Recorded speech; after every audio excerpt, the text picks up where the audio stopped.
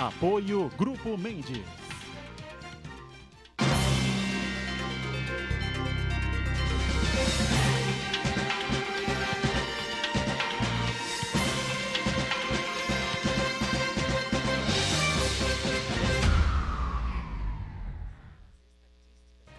Olá, estamos iniciando mais um Ponto de Vista. Você com a gente sempre neste horário da 1h30 da tarde, com as personalidades da cidade, da nossa região metropolitana e a discussão dos temas importantes que fazem a nossa pauta aqui regional e os assuntos, os temas de interesse nacional também, não é?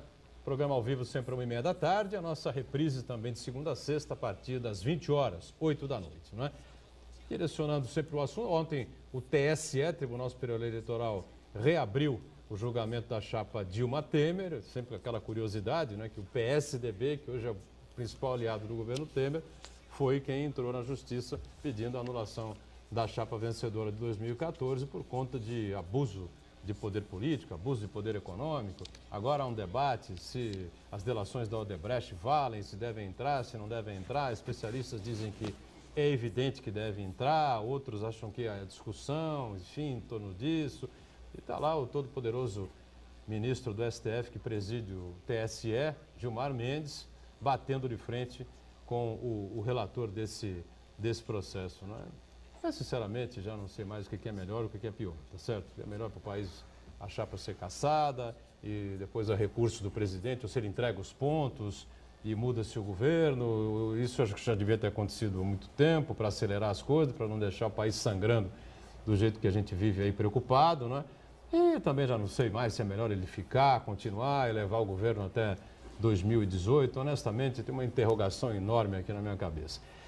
Adalto Correia, professor Adalto, economista, mais uma vez conosco aqui para colaborar e participar com a gente. Tudo bem, Adalto? Boa tarde, eu que agradeço aí mais o convite, Buturão. E o nosso Elias Carneiro, Elias, auditor fiscal, diretor do Sindafisco, é isso, Elias? Está aqui participando com a gente e trazendo informações importantes da atuação da Receita e também da importância, não é, que tem o sindicato e a própria Receita na operação Lava Jato. É isso? Tudo Muito bem, obrigado. Boa tarde, Edgar. Boa tarde, Adalto. Boa tarde, Bárbara. Aos telespectadores, é um prazer muito grande poder vir falar em nome do nosso sindicato, na pessoa do nosso presidente Renato Tavares, que também manda um abraço a todos. Enfim, trazer as notícias, especialmente com relação a Lava Jato, que é o assunto que está reinando nesse país há quase 2 anos. Você, só para a gente não perder o gancho, você já presidiu, né, o sindicato? Já né? presidi o sindicato por 3 gestões, e por questões estatutárias e também por questões de conveniência de grupo. Nós entregamos o nosso mandato ano retrasado, hoje eu estou na vice-presidência, né, até para poder fazer uma transição, e no próximo mandato, eu, por força estatutária, eu me afasto do sindicato e deixo que os colegas conduzirem o nosso trabalho. Bárbara Camargo está conosco, acompanhando o dia a dia pelas redes sociais, informações que surgem, enfim, sempre atenta aqui participando com a gente. Tudo bem, Bárbara? Tudo bom, Edgar? Boa tarde a todos da bancada e boa tarde especial para você que está em casa aqui, já pode participar aqui do Ponto de Vista pelo Facebook, que é o facebook.com/ponto de vista com Edgar Boturão. Tem um e-mail também, contato@pontodevista.tv.br, e uma boa noite especial para você que está assistindo a reprise. Muito bem, você que está em casa na reprise a partir das 8 da noite, claro, como eu digo diariamente aqui, não é? A velocidade que as coisas acontecem no Brasil não nos permite, neste horário do ao vivo, afirmar taxativamente muita coisa, né? A não ser que, se Deus quiser, estaremos aqui amanhã, né? Agora, o que vai acontecer daqui a 2, 3 horas, enfim, às 8 da noite, pode ser que tenha uma avalanche aí de notícias novas, informações novas, envolvendo aí o julgamento da chapa Dilma Temer, enfim, que a gente não tem. Uma decisão, evidentemente, que não vai ter, né? Até quinta-feira, até amanhã, tem aí sessões marcadas, sessões extraordinárias já foram marcadas, enfim, a coisa deve rolar um pouco mais, né? Eu deixei essa interrogação no ar, antes a gente abordar mais aí o Sindafisco e também a própria atuação da Receita Federal, essa ligação direta com a Lava Jato, que mexe com todos nós já há 3 anos e pouco, né? E aí, Adalto, você tem aí uma fotografia, aí, uma opinião formada a respeito dessa coisa toda?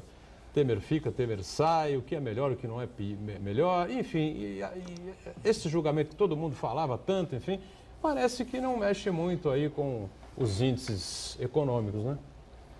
Ainda bem, né? Você abriu o programa falando que você já não tinha mais certeza. Eu não tenho mais certeza mesmo. E eu acho que está todo mundo assim. Eu vou reafirmar aquilo que eu venho dizendo no seu programa há bastante tempo.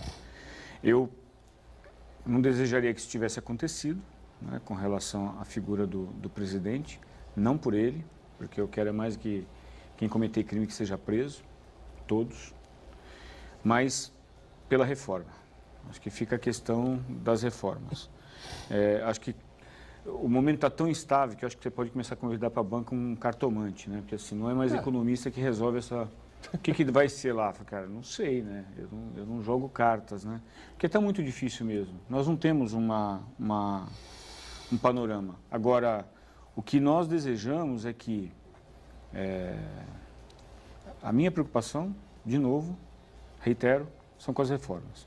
Se ele ficar, e acho que é o que vai acontecer, até porque ontem o julgamento foi muito demandado, né? Hoje já esvaziou, mas em termos de público. Se ele ficar, que ele tenha força para continuar as reformas. Mas se ele perder essa força política, nós vamos definhar até 2018, nós vamos viver um recall aí do que aconteceu com a Dilma quando vinha tentando sobreviver. O Brasil não merece isso. Os indicadores estão voltando a reagir. Lembra bem isso. E tudo que a gente não precisa nesse momento é alguém se segurando para se manter no emprego, que era o que eu via da Dilma. Sabe, já tinha levado o suficiente, não precisava fazer isso. Ela tinha que ter uma postura de estadista. Se a minha permanência prejudica a nação, que saia. Que ela falasse, eu saio pelo país.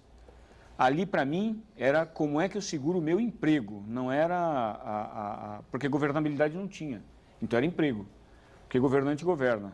Se ele não governa, ele tem alguém ocupando uma vaga. A tal da causa, né, que é tão defendida por alguns. Você vê que a causa dela era uma, a do Lula era outra, a do Dirceu era diferente, enfim, porque a Dilma nunca foi o PT, né?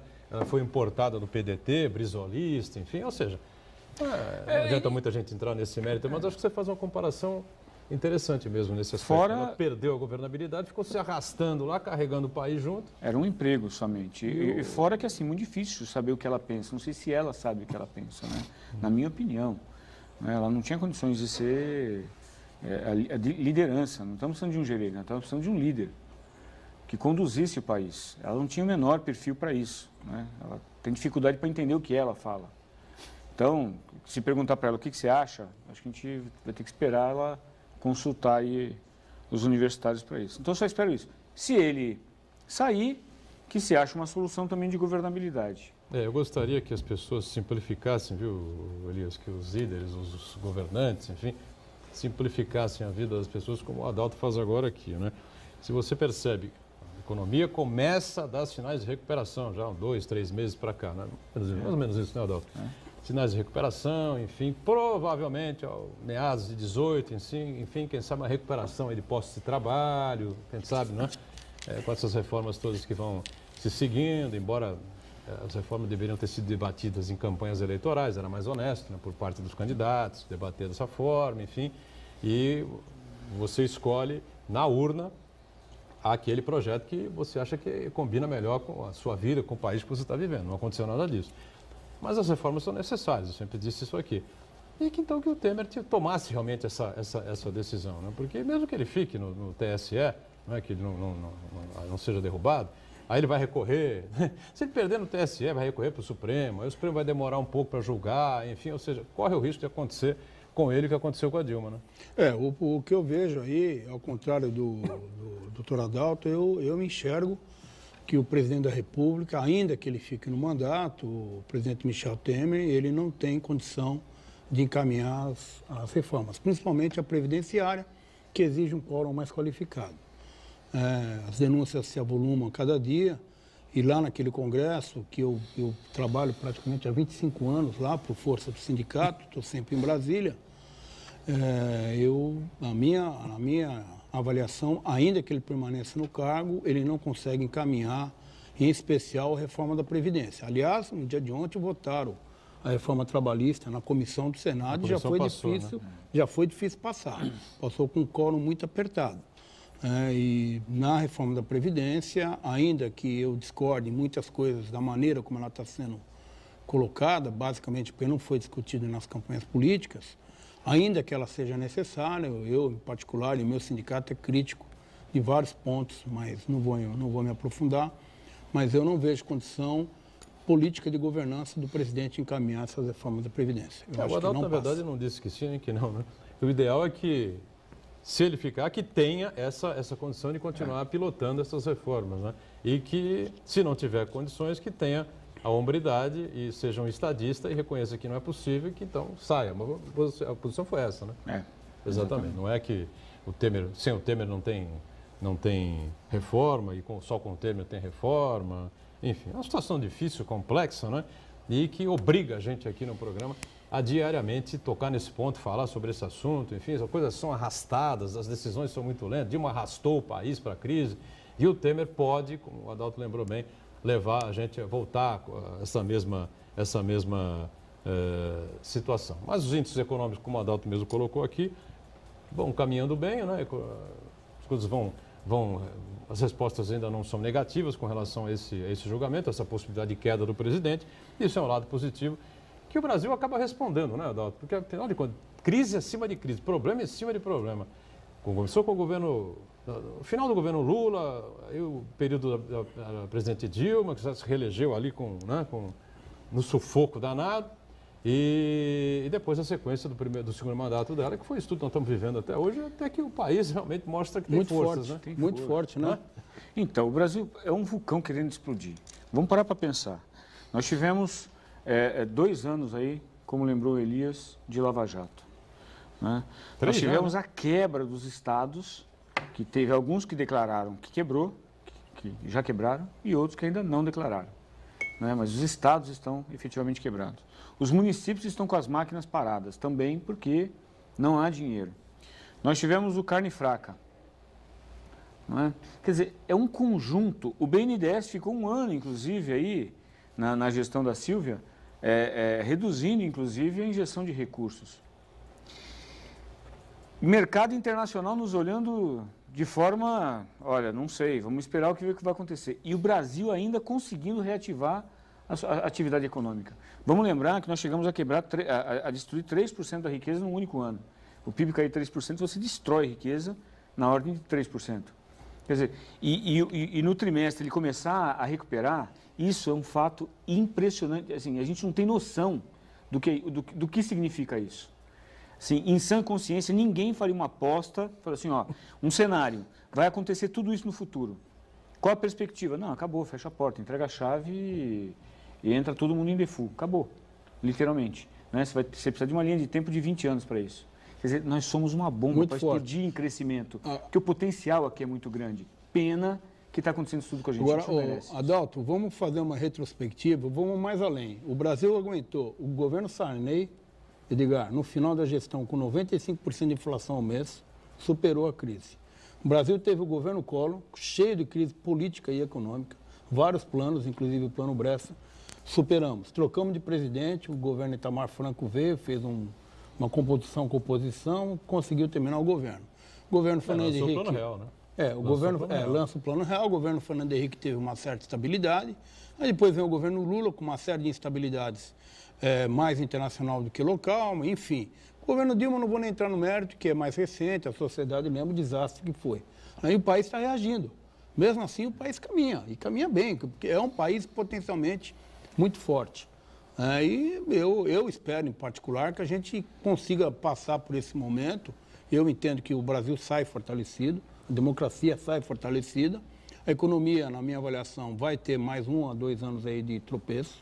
Essa incerteza do capital no país é muito grande. Enfim, eu espero que o próximo governo que venha traga uma certa estabilidade política para o país. Quer completar, doutor? Eu queria.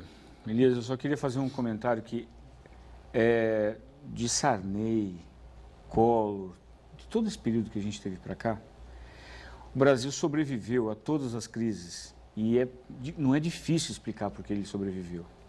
Porque, na realidade, o governo foi resolvendo seus problemas pela ponta da receita ao longo do tempo. Então, tinha uma crise, ele ia lá e ia sacando mais a sociedade. Tanto que, quando você vê a curva da arrecadação ao longo do tempo, da carga tributária e a sua área, né, ela veio subindo ao longo do tempo.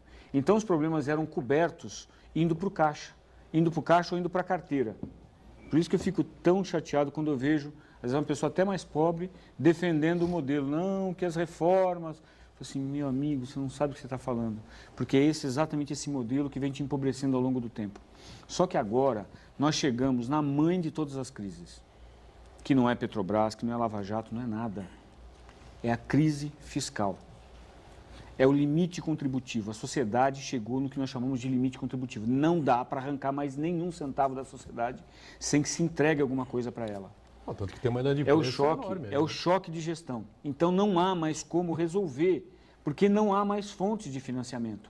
Acabou. Acho que as pessoas não entenderam. Acabou. Essa é a maior de todas as crises, que foi a crise europeia, que passou por um ajuste fiscal. Portugal, Espanha, Itália... Grécia, perdão, começando pela Grécia, que começou todos, né? Um vai lá e tem coragem de falar, quebrei. Que é o que falta os estados aqui, né? Rio já fez, Rio Grande do Sul já fez, falta os demais falarem, quebrei. Essa é a mãe de todas as crises. Essa não perdoa ninguém e ela não se resolve senão através de reforma. E reforma é reduzir o tamanho do Estado, é desmobilizar o Estado, o Estado redefinir seu papel. Só que tem toda uma sociedade que viveu embaixo de um Estado paternalista, que tudo era resolvido através do Estado, pelo Estado e sempre te dando mais. A sociedade quer que a situação dele resolva através do Estado dando mais alguma coisinha. Acabou. Quero ver como é que a gente sai dessa.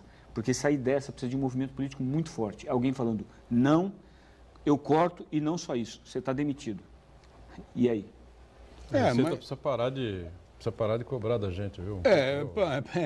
Bom, primeiro o papel nosso enquanto Receita Federal e agora aqui, já entrando propriamente dito no assunto da nossa área, eu tenho um orgulho muito grande de falar que a Receita Federal hoje é a referência mundial. O modelo de arrecadação da Receita Federal e de controle do comércio exterior é referência em todos os congressos internacionais e para todos os estados instalados no mundo afora. Todos, sem exceção, buscam o nosso modelo.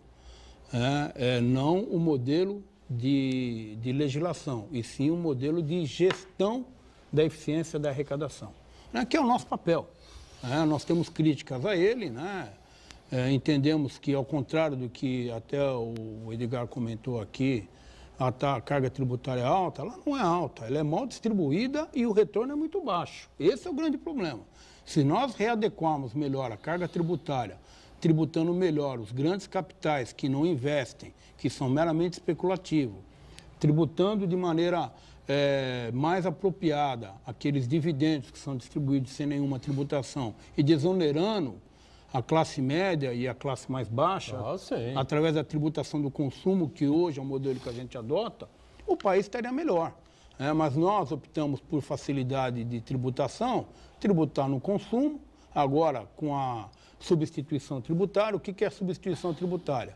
Quando você vai comprar o combustível, já foi cobrado lá na distribuidora os tributos. Quer dizer, esse modelo é um modelo que sobrepõe muito ou sobrecarrega muito as pessoas. Ou seja, já vem embutido no preço que você está pagando. Ou seja, o empresário que monta a sua loja de material de construção e tem ali um vaso para vender, ali já pagou imposto, lá na substituição. Quer dizer, o estoque dele já está tributado. Quer dizer, isso é um absurdo, Nós temos que mudar esse modelo. E o nosso sindicato tem feito essa crítica muito grande, apresentado propostas à administração da Receita Federal, que cabe propor as medidas tributárias na área federal e muitas vezes o governo federal fica sensível, outras vezes não. Enfim, tem que se rediscutir esse modelo de federalismo. Eu acho que essa concentração de riqueza na mão da União não dá mais, ela esgotou. Agora, nós temos que voltar esse sistema como? Um amplo debate, com um projeto debatido durante o período eleitoral, e aí o presidente da República tem coragem, chama a equipe econômica e vai ao Congresso para discutir essa coisa. Enfim, como é que se faz para mudar uma cultura? Você não sabe? Posso fazer um comentário? Eu gostei muito. Eu gostei, mas eu quero discutir isso. Eu acho que vai ser no próximo bloco. Assim, eu tenho um respeito enorme pela Receita Federal.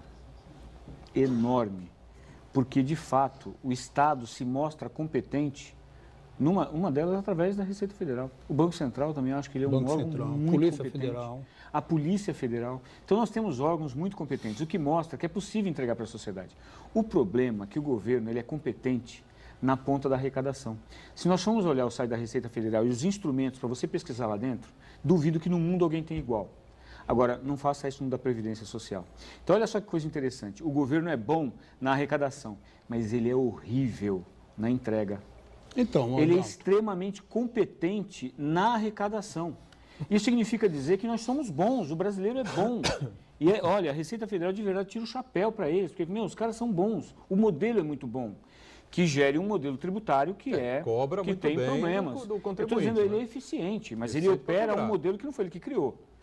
Você opera um nós modelo que cumprimos a lei, nós cumprimos a lei. vocês cumprem a lei. Exatamente. Nós Não, Acho não que é a é isso, Receita e que cumpre faz. bem. Eu estou dizendo, eu duvido que haja órgão mais eficiente no Estado brasileiro que a Receita Federal. Por isso que eu sou contra a pagamento de produtividade para servidor na ponta da arrecadação. Eu queria que tivesse produtividade para o professor, para o policial, porque na arrecadação a gente já é bom demais. Agora a gente tem que provar que é bom na entrega. E eu questiono essa questão de que a carga tributária não é alta. Eu acho que a gente tem até que voltar no próximo bloco sobre isso. Vamos fazer Porque o não seguinte, se mede carga tributária pelo percentual, se mede pela entrega. Pode ser 17%, pode ser 50%. Não importa. Qual que é o valor? Qual que é o melhor percentual? Ninguém sabe dizer isso. Agora, em qual estado que a sociedade vive com uma entrega melhor por parte... Eu comentei isso. É isso. Comentei é isso. isso. Eu acho Ela que se torna a cara nesse entrega aspecto. É a entrega. Ela se torna cara à medida que a sociedade não tem retorno. Vamos fazer um intervalo, então a gente volta já para continuar essa conversa interessante que mexe com o bolso de todos nós, né? Em instantes.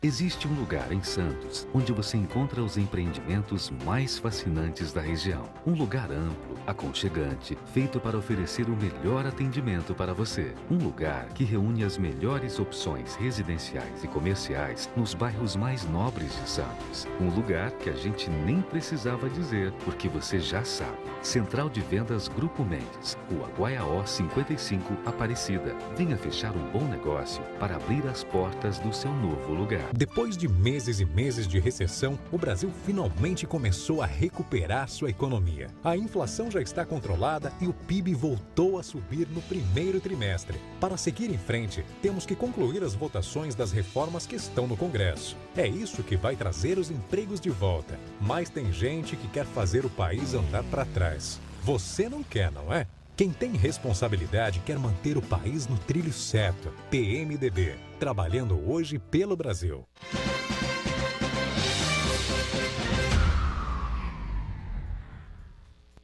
Muito bem, estamos na sequência aqui, voltando com o ponto de vista, com o professor Adalto Corrêa mais uma vez com a gente, com o auditor fiscal Elias Carneiro, que é o diretor do Sindafisco, né, o sindicato da categoria, a Bárbara aqui com a gente, acompanhando as redes sociais também, né? Bom, fechamos o bloco anterior falando sobre é muito imposto que se paga no Brasil, é pouco imposto que se paga no Brasil, é o retorno, enfim, só para amarrar esse tema, né, o Adalto, você defende que o percentual pode ser alto, pode ser baixo, enfim, a questão que se deve discutir sempre é o que tem o contribuinte, o retorno que o contribuinte tem, ou no caso do Brasil, que não tem, né?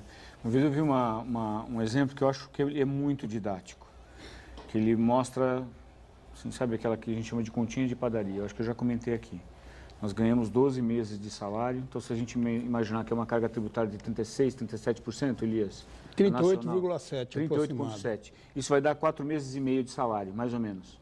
Então, se nós temos 12 meses de renda, incluindo o 13º, diluído em 12, o Estado não é a Receita, né? O Estado são as 3 esferas de governo, nos consome 4 meses e meio da nossa força de trabalho.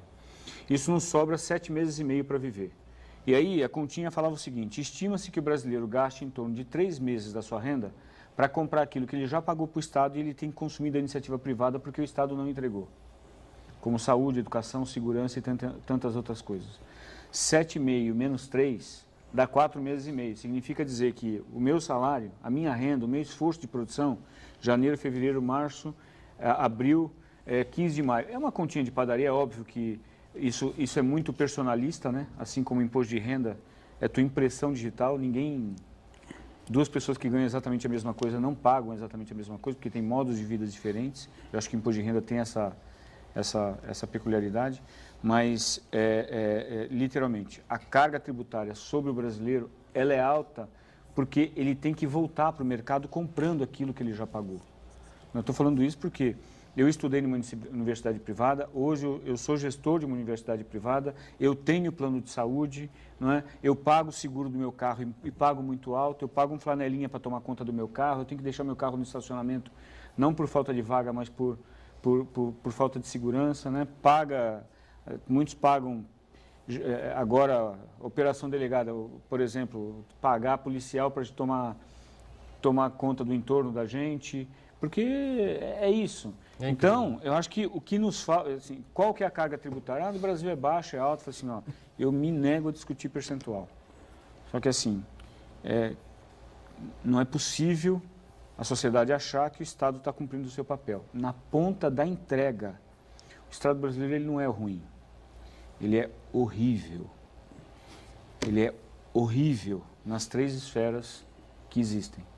Né? Por isso que eu dou os parabéns para a Receita. Eu só acho, né, que o Estado tinha que pegar o modelo da Receita Federal e falar o seguinte: Ministério da Educação, senta aqui e vamos fazer uma... Adalto, não é por coincidência que esses órgãos que são excelências no Brasil são profissionais de carreira.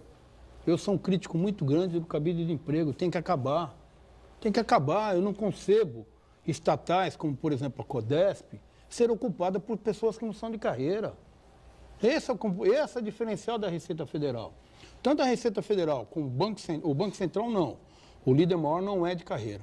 Hoje, se eu não estou enganado, mas a Receita Federal e a Polícia Federal, todos, sem exceção, do maior líder ao menor, são de carreira. Eu acho que a gente poderia discutir caso a caso, viu? Sim, tudo bem, mas eu sou... A Receita Federal e a Polícia Federal tem que ser exatamente como são. Não, eu acho que o Estado tem que ser mínimo possível. Primeira. Segunda questão, ele tem que estar nos lugares essenciais. Terceira questão, ele tem que ser de carreira. As pessoas têm que ter o compromisso com o país. Mas a educação é de carreira e a educação não funciona. Não, o professor, ele é de carreira. E judiação, quanto ganha um professor? Então, outro dia eu até comentei isso. Não, o secretário de Educação de São Paulo, eu não sei se é de carreira, é de carreira? Não, eu estou falando assim... Estado? Ah, que você está falando o ministro? Não, o secretário de Educação do Estado de São Paulo, por exemplo. Não, mas nós estamos falando de... Mas é a estrutura, né? Estamos falando... Assim, o presidente do Banco Central não pode ser um cara de carreira. Não é? Por isso que ele passa no Senado, tem que ser um cara assim, que domine muito a economia, tem que ser um ponto fora da curva. O Banco Central tem que ter autonomia. Tem autonomia. Né? Assim, nós estamos falando de um órgão em específico, mas quando nós falamos de por exemplo, educação, o professor é um profissional de carreira. E a educação não funciona, porque o modelo é ruim. Mas isso não é porque é o ministro, até porque o chefe maior, inclusive da Receita Federal, não é de carreira, porque é um ministro. Certo. Não é? Então, a gente não pode falar em níveis de ministério. Né? Não faz sentido. Porque o seu chefe maior... Não, mas eu falei nível de órgão, não de eu sei. Mas quando órgão. A gente fala a entrega do Estado... Aliás, se a gente for ver a Receita Federal, ela é muito melhor do que a gente possa imaginar. Porque o modelo tributário brasileiro, ele é extremamente complexo. Ele é extremamente complexo. E ele fere um dos princípios da tributação, que é o princípio da simplicidade. Aliás, entre 90 e poucos países do mundo, o Brasil ficou em segundo lugar em complexidade tributária. Então, você ser bom naquilo que é complexo, pelo amor de Deus, tem que saudar vocês. Isso é porque nós não falamos da legislação de CMS, né? Não, que é tem que outra coxa de retalho que eu não conheço ninguém que conheça a fundo a legislação, porque ela envolve todas as unidades da federação. O fato é que hoje a União detém cerca de 65% a 67% da arrecadação. É um absurdo, né? No país, 8% fica para o município e 16%, 17% a 18% fica para o Estado. Não há sistema que aguente. Onde é que as pessoas vivem? Onde é que é a farmácia? Onde é que é o supermercado? Onde é que é a escola? Onde é que é o pronto-socorro, o hospital e a residência do cidadão?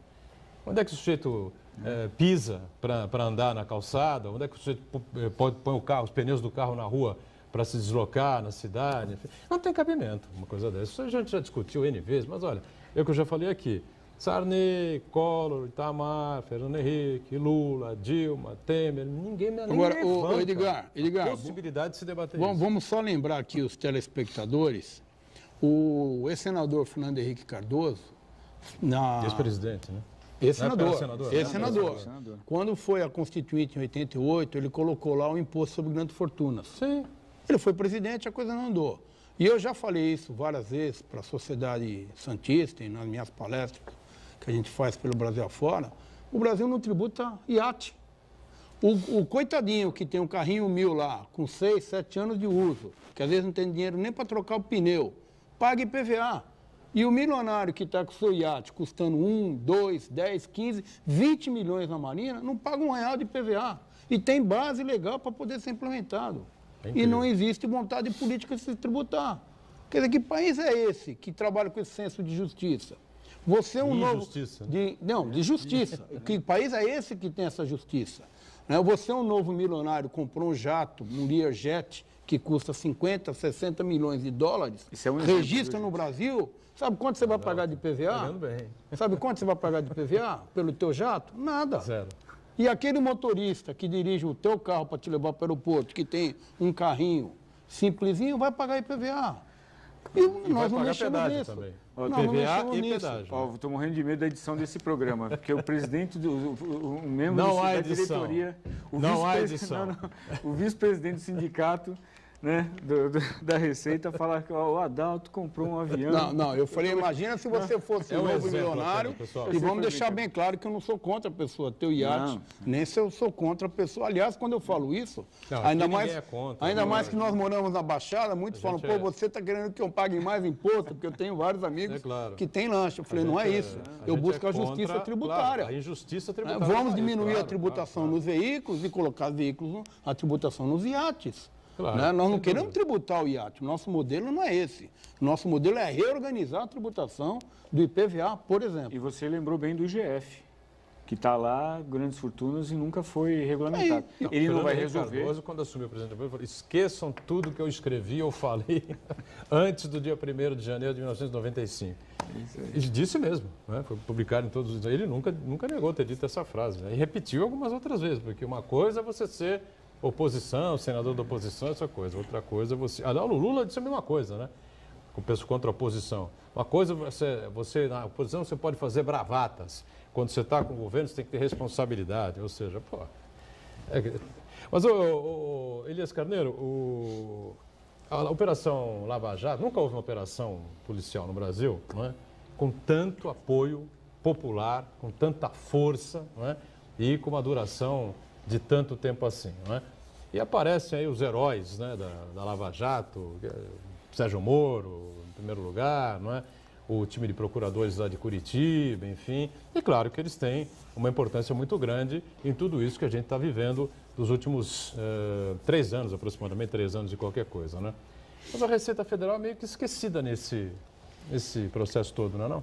Na realidade, a Receita, por característica e até por obrigação legal, ela é um órgão muito discreta, né? Nós temos a questão do sigilo fiscal, que tem que ser muito preservado, nós temos muito medo de cometer irregularidades administrativas por questões de sigilo, mas ela, na realidade, ela está por detrás disso tudo, né? A Operação Lava Jato ganha esse nome porque um colega auditor, juntamente com outros profissionais da Receita, fiscalizaram um posto de gasolina no Distrito Federal em Brasília, um posto localizado ali próximo ao setor hoteleiro sul, que tinha um lava-jato. E o colega foi fiscalizar a pedido da Justiça Eleitoral, que a competência de fiscalizar as contas são nós, dos auditores.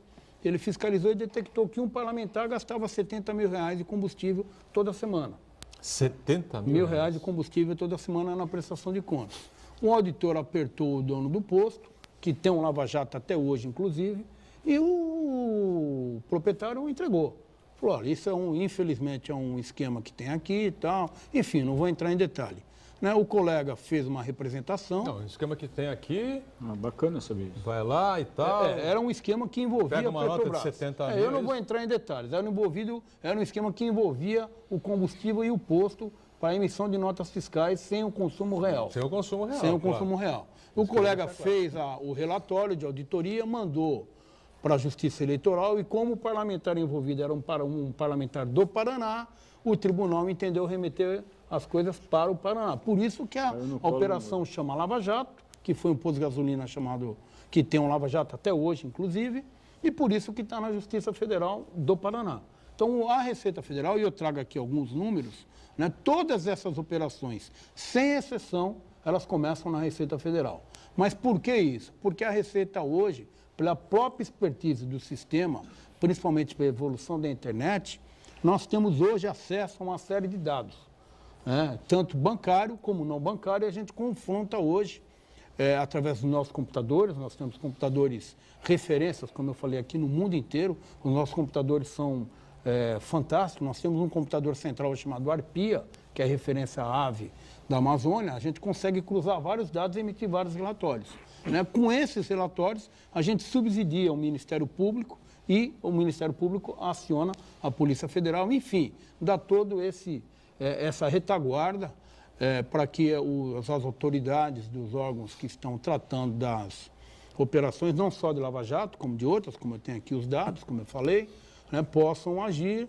E nós estamos cumprindo o nosso papel, né? Os auditores e com todo o corpo de servidores da Receita Federal têm atuado bastante, mas por característica nossa, como coloquei aqui, a Receita Federal é um órgão extremamente discreto e pouco aparece na mídia. Até acho que deveria aparecer mais. Eu sou um crítico disso. Eu acho que nós deveríamos mostrar mais à sociedade esse trabalho que nós fazemos. Por exemplo, a Receita Federal, ela embasa todas essas operações quando os procuradores, o Ministério Público, enfim, precisa saber da movimentação financeira, da evolução patrimonial de determinadas figuras. É mais ou menos por aí, para as pessoas entenderem bem? É só para vocês entenderem, né? Depois que começou a Operação Lava Jato, nós temos um corpo de 3 auditores que estão 24 horas por dia à disposição da Justiça Federal e do Ministério Público Federal e da Polícia Federal. Depois que começou essa operação, nós já temos 11,5 bilhões de reais autuados. Porque não é só a parte criminal propriamente dita que a sociedade está vendo. Nós temos por detrás disso todo um lançamento tributário. A gente levanta os tributos, enfim, sonegados e cobra. Fiscalizamos 7.516 CNPJs. Esse valor de 11 bilhões e... 11 bilhões e meio de 11 reais. bilhões e 500 meio milhões de reais, autuações. De reais de autuações. Autuações. Isso aí é dinheiro que... Isso foi dinheiro sonegado. Sonegado. Sonegado que a Receita Federal pegou, fez o levantamento e fez a autuação. Agora, naturalmente, feita a autuação, a gente encerra a nossa parte e vai para o caminho da esfera administrativa e judicial. Certo. Tem um julgamento, alguns autos são mantidos, outros não são mantidos, isso daí vai, muitas vezes, de longa aí por 10, 15 anos. Mas aí não é o problema da Receita Federal. Ela fez o papel dela, autuou, e aí segue dentro do sistema democrático, segue as defesas naturais dos ofendidos. A Receita não atua mais, passa a atuar. É bom, hein? Ofendidos somos nós, pô. Não, mas eu digo ofendido na figura do processo. Sim. Né? Sim. Porque ele, na realidade, quando a gente autua... Não, achei curioso o nome. Né? Ele passa a se sentir ofendido porque o Estado, na realidade, está cobrando dele um tributo, mais multa que ele deveria ter pago e não pagou. Aí cabe à Procuradoria da Fazenda Nacional fazer a defesa desse crédito tributário, que a gente chama, nas esferas competentes. O Joesley Batista lá e o Wesley, por exemplo, eles não são ofendidos, né? Porque sair livre do jeito que eles saíram, né, o Elias Carneiro? Mas essa é a questão. Por exemplo, pegando esse teu exemplo desses 2 cidadãos... Esses bandidos aí, que o senhor comentou, pegando o caso mais recente do ex-deputado Henrique Alves, aquilo vai gerar um processo tributário. Se for comprovado que ele teve um enriquecimento ilícito, o fisco ele não quer saber a origem do dinheiro. Ele quer saber se você teve enriquecimento. Né? A legislação é clara, não importa de onde veio o teu dinheiro. Pode ter vindo até tese. Não tem justificativa. Pode ter vindo até em tese do tráfico de droga, em tese. Se você ganhou dinheiro com isso, A Receita não entra no mérito da ilicitude criminal com relação ao tráfico, mas entra no que você ganhou dinheiro. Ela vai te tributar. E está certo, né? Esse é o papel Federal dela. que cumpra as outras Polícia esferas que vai cumprir as outras complementarmente que resolvam. Né? E naturalmente... A Receita Federal abastece sim, de informações à polícia. Nesse exemplo que eu dei, vamos imaginar hipoteticamente que seja um traficante de droga. E a Receita detectou que ele tem um patrimônio acima da capacidade. E nós apuramos no curso do processo que esse enriquecimento é virtude de uma ilicitude criminal, como, por exemplo, o tráfico de droga. A Receita faz o papel dela, autua e faz a representação para o Ministério Público, que, por sua vez, em conjunto com a Polícia Federal, exercitam A Receita os seus consegue papéis. chegar a essa conclusão? Ela aí? chega. De que o dinheiro Ela chega, ilícito ela vem tem do instrumentos, tráfico, naturalmente. Nesse exemplo que eu dei, não é uma questão muito simples, né? Ela não é uma coisa assim que você põe no computador. Naturalmente, quando nós temos um pouco dessa suspeita da ilicitude desse dinheiro, a gente trabalha em conjunto com as autoridades, no caso, Polícia Federal e Ministério Público Federal. É comum esse tipo de operação. É uma operação feita e não é de curto prazo, às vezes é uma operação de médio prazo até longo prazo. Mas ela, efetivamente, com os instrumentos que ela tem, ou ela subsidia as autoridades policiais e do Ministério Público, ou ela busca o apoio deles para complementar as operações. Quando nós falamos da Receita, vou falar do sentimento da sociedade, tá? Elias,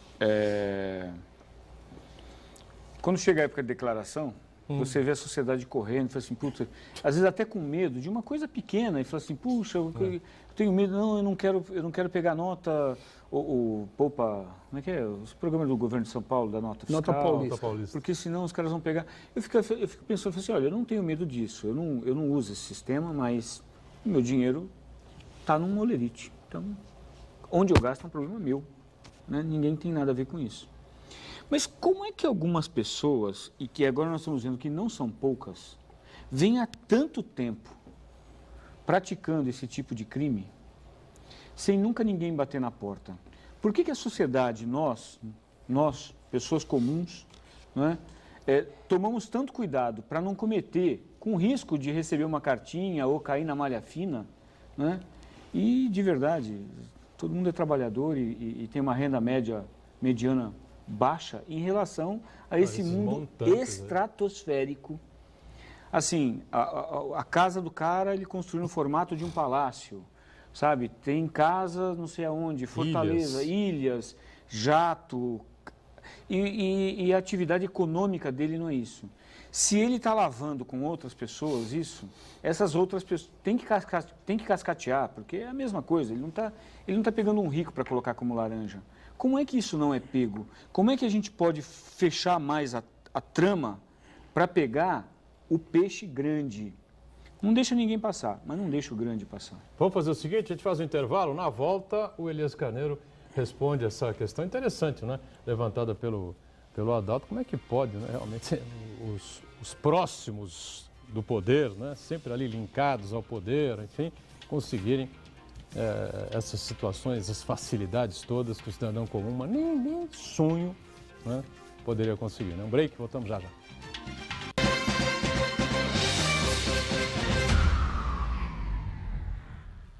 Existe um lugar em Santos onde você encontra os empreendimentos mais fascinantes da região. Um lugar amplo, aconchegante, feito para oferecer o melhor atendimento para você. Um lugar que reúne as melhores opções residenciais e comerciais nos bairros mais nobres de Santos. Um lugar que a gente nem precisava dizer, porque você já sabe. Central de Vendas Grupo Mendes, Rua Guaiaó 55, Aparecida. Venha fechar um bom negócio para abrir as portas do seu novo lugar. O PSD acredita na força da mulher e na capacidade delas de mudarem o destino do nosso estado e do nosso país. É preciso acabar com o machismo, também na política, e fazer com que cada vez mais mulheres sejam candidatas e sejam eleitas. Venha fazer parte do PSD Mulher. Junte-se a nós neste movimento por um país cada vez mais justo, democrático e participativo.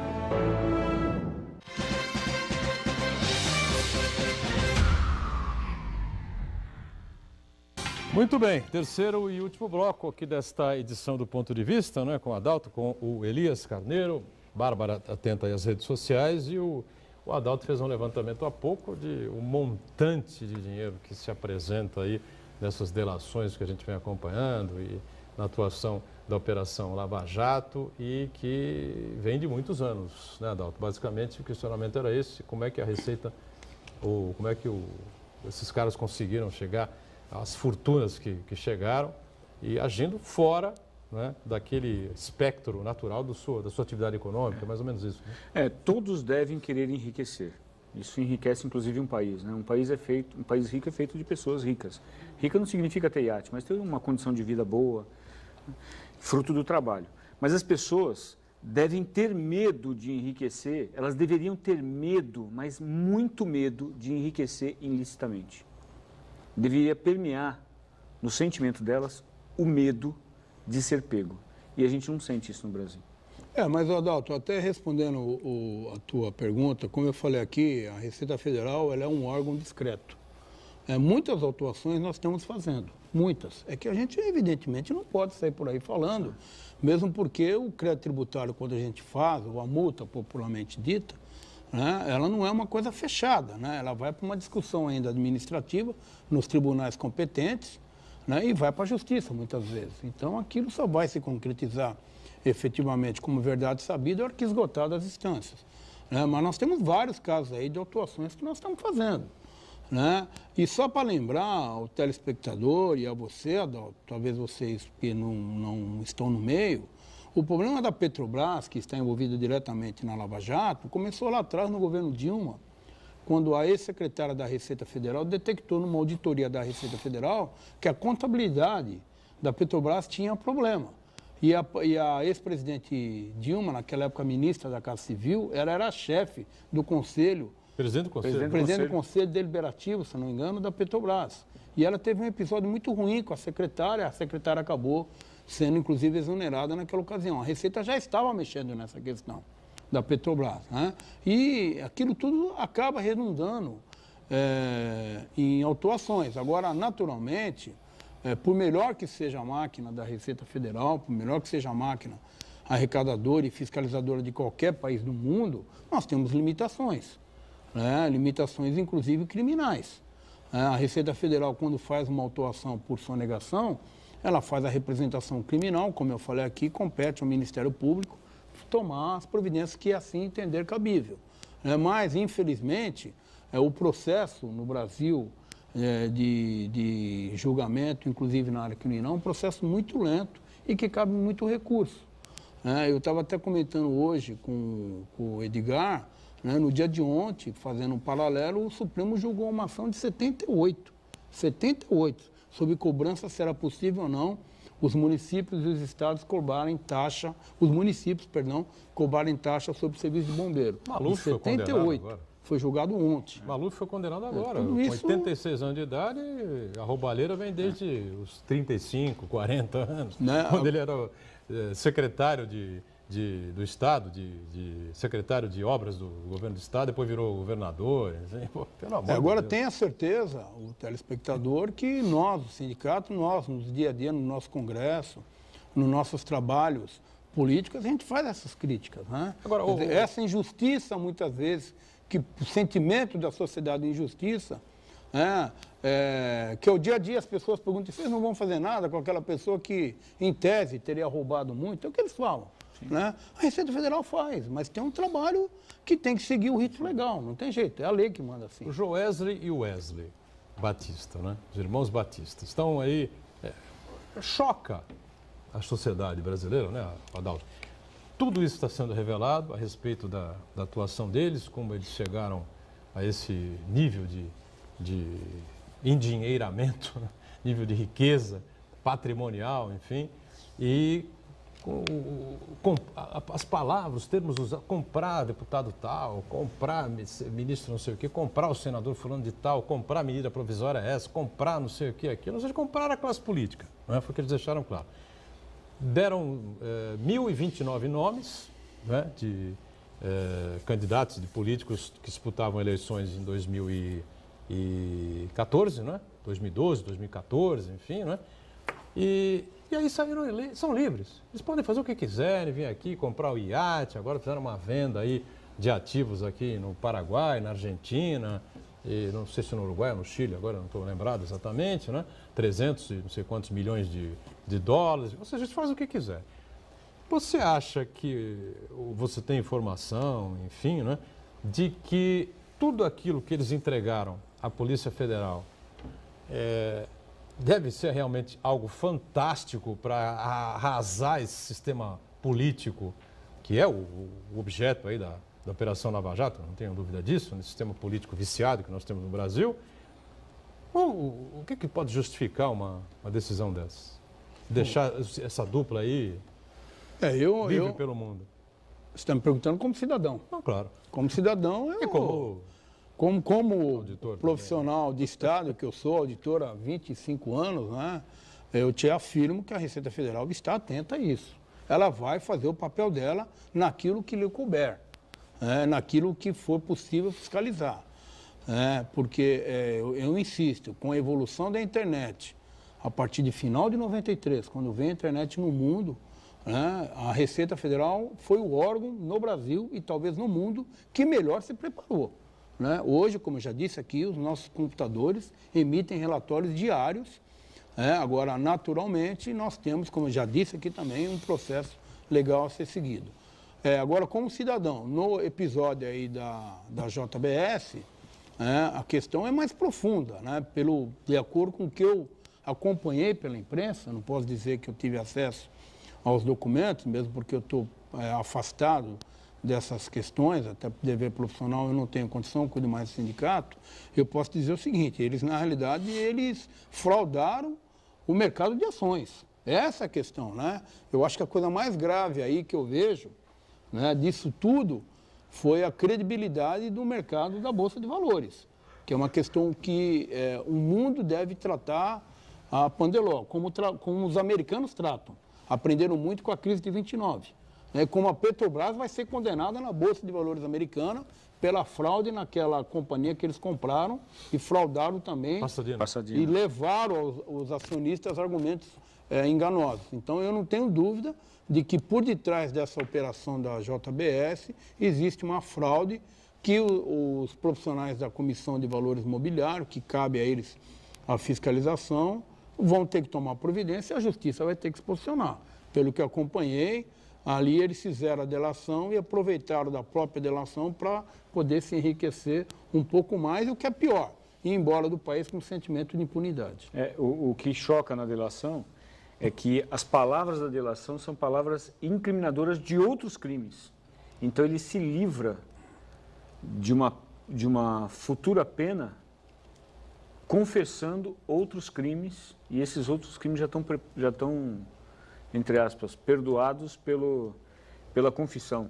É esdrúxulo. E cometendo um crime, agora contra o sistema financeiro. Tem uma coisa mais grave também nessa questão da JBS, até onde eu li, que o próprio BNDES era sócio do grupo JBS. E o próprio BNDES emprestava dinheiro para a JBS. Então, perceba aí a dicotomia. Se eu empresto dinheiro para alguém, das duas, uma, se eu sou acionista, é porque eu estou vendo naquele dinheiro que eu estou emprestando uma oportunidade de enriquecer, que não é o papel do BNDES. Não, fomentar a economia. Não é esse papel. Se não é essa a verdade, como é que eu empresto dinheiro para uma empresa e ao mesmo tempo eu compro ações dela? Quer dizer, olha o conflito de interesse. Mas é que isso pode. A gente até não pode, concorda. mas não deveria a gente permitir. Até não concorda. A legislação Você não deveria tem o Banespar, permitir. que ele, na realidade, o BNDES é sócio, acionista de uma infinidade de empresas que, inclusive, ele mesmo financia. Porque o BNDES, inclusive, quer ter rentabilidade para continuar financiando o crescimento. Esse é o papel de um banco de fomento. O BNDES é um banco de fomento. Mas ele não deveria também fomentar pequenos? Negócio? Exatamente. Agora sabe, a mercearia que vai abrir ali. É isso eu estou falando que assim, não há conflito de interesse quando o negócio é legal. É um modelo legal. Ele pode tem participação ser, ainda pode assim, ser, não, eu até acho que ele pode ser legal, e é legal, tenho certeza disso. Eu discuto se deveria ser permitido esse modelo. Eu questiono esse modelo. Na minha avaliação, com pouco conhecimento que eu tenho, você tem muito mais expertise do que eu, é mais o teu segmento que o meu, evidente. Eu entendo que é um conflito de interesse e, na minha avaliação, o BNDES não está no mundo aí para poder ganhar dinheiro em cima de investimento. Ele está para fomentar a economia. Isso é minha opinião. Não, é óbvio. Não, é o retorno, para ele continuar isso, financiando outros. Mas porque se ele não tiver retorno sobre a taxa de investimento que ele entrega para Sadia, Perdigão, JIF, ele, na realidade, quem vai estar financiando isso é o Tesouro Nacional. Aí é a sociedade. Então, ele empresta 100 milhões, ele precisa que esse dinheiro volte corrigido com uma taxa de juros menor que uma taxa que seria de um banco comercial. Mas quando ele compra, ele precisa fazer isso. Mas quando ele entra no mercado de ações e compra ação de uma empresa, ele está entrando numa operação de risco, né? Sim. Aí é complicado você permitir que nem tudo que é moral é legal. Né? Você permitir que um organismo, uma instituição como o banco, o BNDES, entre no mercado de risco. Aí, na minha opinião, a legislação nesse aspecto está muito errada. Tony Ramos e Fátima Bernardes é que acabaram publicamente pagando o pato, né, coitados? Tinha lá o contrato publicitário, os contratos publicitários, que eram absolutamente gordos, né? Era uma bela grana que eles recebiam para a publicidade que faziam lá do Friboi, da Seara, e os contratos agora estão encerrados, evidentemente, né? Deviam ser recompensados financeiramente, não tem culpa absolutamente nenhuma por isso que aconteceu. E o CAD também tem que ser questionado, né? Como é que deixou concentrar tanto poder na área econômica de frigorífico, especialmente carne, na mão de uma empresa só? Como é que o CAD permitiu isso, né? Que pode até abalar não só a economia do país, mas muitas vezes a economia mundial. Tamanho, a proporção que eles tomaram em termos de comercialização desse mercado de carne. E o interessante da Fátima Bernardes é que foi uma tacada muito certa da JBS. Sim, eles ganharam muito dinheiro em cima dela, porque eles acharam a pessoa perfeita, né? Uma profissional, independente, que cozinha. Admirada, que cuida da casa. Então, assim, sabe, foi uma tacada. Eu li uma matéria sobre... Lá atrás.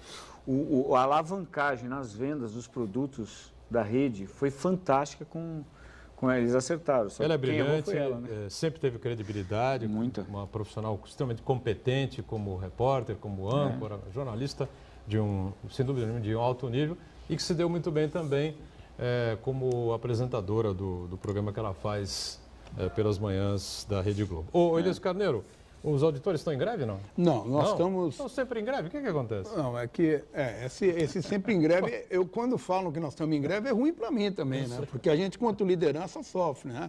Quando nós, o ano passado, quando nós pensávamos que tinha acabado a greve no final de dezembro, nós acabou a greve. Vem aí uma avalanche, nós tivemos que retomar o movimento há cerca de 3 meses atrás, mas o governo... No último dia, praticamente, acabou fazendo um acordo no Congresso Nacional e votaram uma medida provisória. E a situação está relativamente acomodada, ainda que tenham posições contrárias, respeitadas, como, por exemplo, a do Adalto, que ele tem o ponto de vista dele defensável com relação ao bônus, né? Nós conseguimos acomodar a situação e, aparentemente, nós devemos dar aí uma trégua para o governo federal, pelo menos por uns 2 anos, e também, né, para a sociedade, porque é ruim para todo mundo, né? Uma greve, a gente tem muita preocupação, principalmente aqui no Porto de Santos, que é uma referência na América Latina como um todo. Quando se fala em movimento grevista, se fala na aduana no Porto de Santos, a gente tem uma responsabilidade muito grande, de maneira a não prejudicar muito também o país, né? Porque também não é o nosso objetivo. Mas eu entendo que nesses próximos 2 anos aí nós devemos ficar aí mais tranquilo e espero que o governo federal continue tentando reconhecer o nosso trabalho da máquina arrecadadora. A gente só lamenta que não teria que ser só nós, né? Teriam que ser todos os servidores públicos tratados com distinção, principalmente os colegas que estão à frente da saúde, educação, polícia, né? Claro, o Estado deveria tratar com mais carinho esses profissionais, né? Porque são pessoas que se dedicam à sua vida, né? Que injustamente às vezes são chamados de privilegiados, né? Que não o são. Mas, enfim, a Receita Federal, acredito eu, que nesses próximos 2, 3 anos vai navegar num céu de brigadeiro. Tem a tal da estabilidade, né? Que eu considero um privilégio. Porque num país de 15 milhões de desempregados, fora que mais 15 milhões que não entram nessa conta aí, porque momentaneamente não estariam aí atrás de emprego, mas estão aí atrelados a um negócio à parte, enfim, estão morando na casa do tio avô, da prima, da avó e tal, não sei o quê. Eu acho que o Estado precisa mas aí, choque. Se me permite, Edgar, em todos os níveis. Viu? Mas isso é tema para outros. Eu não posso perder a oportunidade de dizer também, se você não tiver estabilidade, como é que fica esses policiais federais que estão querendo mexer neles? Como é que fica o auditor fiscal? Cada caso é um caso. Fiscalizar um político, né, com muito poder. Enfim, nós estamos vivendo isso, né? Aliás, esse é um dos grandes problemas. Quando você faz uma regra de A a Z para todo o funcionalismo público, a chance de você errar é enorme. Elias Carneiro, prazer recebê-lo aqui. Eu agradeço mais uma a vez. Bárbara, agradeço aos telespectadores, ao Badalto. E vai voltar aqui para a gente outras Edgar, o oportunidades. Marcos Santana, que não está presente, Sempre meu bom, amigo. sempre bom ter você como Eu tenho um carinho muito grande. Eu falava para você lá no intervalo que você não me vê, mas eu vejo quase todo dia. Muito. A gente está em Santos, a gente vê com certeza. Audiência qualificada. Adalto, muito mais obrigado. uma vez com a gente, obrigado como sempre. E a Bárbara, sempre atenta aqui conosco também. Nós estamos sempre juntos com você, de segunda a sexta, 1h30 ao vivo, não é? E a reprise às 8 da noite. Obrigado.